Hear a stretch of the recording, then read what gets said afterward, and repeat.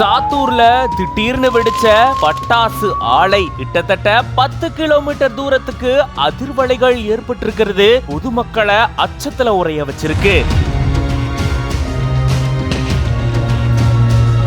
30க்கும் மேற்பட்ட பணியாளர்கள் தங்கக்கூடிய அறைகள் இடிஞ்சு முற்றிலும் சேதம் அடைஞ்சிருக்கு. தீய அணைக்க மீண்டும் மீண்டும் பட்டாசுகள் வெடிச்சு தீயணைப்பு துறையினரே திணறிட்டு வராங்க.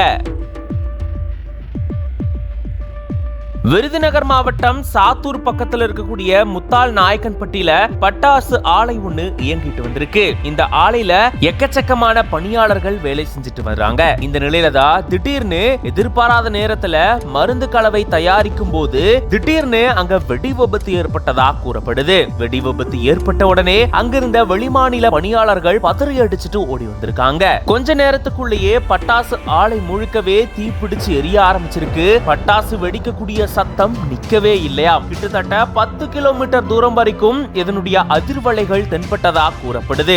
சிவகாசி, சாத்தூர், வெம்பக்கோட்டை உட்பட தீயணைப்பு துறையினர் இங்கிருந்து வந்து தீய அணைக்கக்கூடிய முயற்சியில் ஈடுபட்டிருந்திருக்காங்க. தீய அணைக்க மீண்டும் மீண்டும் பட்டாசுகள் வெடிச்சுட்டே இருக்கு. இதனால தீயணைப்பு துறையினர் உள்ள போயிட்டு தீய அணைக்க முடியாத சூழலும் தள்ளப்பட்டிருக்கா. இப்படி திடீர்னு பட்டாசு ஆலை வெடிச்சு விபத்து ஏற்பட்ட சம்பவம் பெரும் பரபரப்பையும் அச்சத்தையும் ஏற்படுத்தியிருக்கு.